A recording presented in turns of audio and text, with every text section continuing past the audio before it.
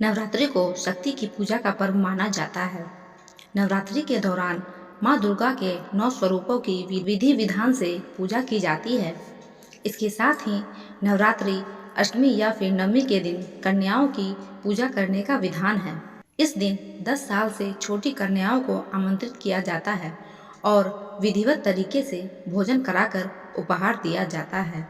मान्यता है कि माँ दुर्गा इन छोटी कन्याओं के रूप में भक्तों के घरों में आती है और उन्हें सुख समृद्धि यश ऐश्वर्य के साथ खुशहाल जीवन का आशीर्वाद देती है।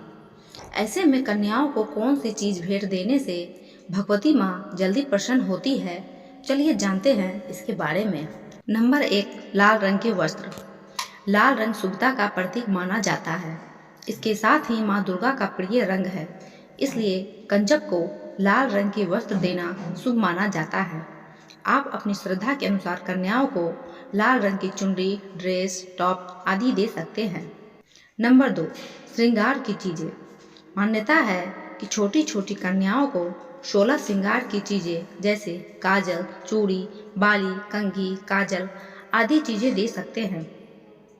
इन श्रृंगार की चीज़ों को पहले माता रानी के चरणों में चढ़ा दें, इसके बाद बालिकाओं को दे सकते हैं। इससे माँ दुर्गा का आशीर्वाद आपके ऊपर हमेशा बना रहेगा। नंबर 3, दक्षिणा। कन्या पूजन के बाद कंजक को अपनी योग्यता के अनुसार दक्षिणा जरूर देना चाहिए। इससे माँ लक्ष्मी प्रसन्न होती है और धन्य धान का आशीर्वाद देती है। इसलिए कन्याओं को 11, 21, 51, 101 या फिर अपनी योग्यता के अनुसार दक्षिणा दे सकते हैं। नंबर 4, अनाज या फल।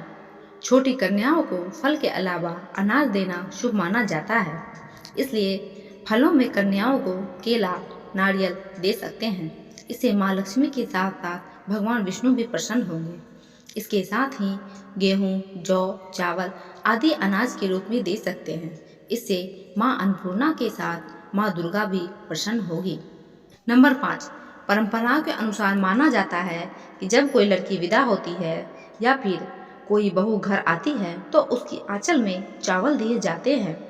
माना जाता है कि ऐसा करने से सुख समृद्धि ऐश्वर्य की प्राप्ति होती है।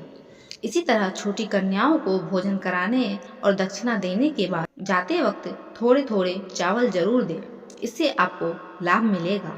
नंबर 6, मिष्ठान। आप कन्या पूजन के समय कन्याओं को थोड़ा मिष्ठान जरूर दें। मिष्ठान को शुभ माना जाता है। कहते हैं इससे जीवन में मिठास बनी रहती है। कन्या पूजन के कुछ नियम भी हैं जिनका पालन करना जरूरी होता है। तो आइए जानते हैं कन्या पूजन की विधि क्या है और वह कौन सी बातें हैं जिनके पालन से देवी माँ अत्यंत प्रसन्न होती है और अपना आशीर्वाद देती है। नंबर 1, कन्या पूजन सप्तमी, अष्टमी या नवमी में किसी भी दिन किया जाता है। ख्याल रखें कन्याओं की उम्र 2 से 7 साल के बीच होनी चाहिए।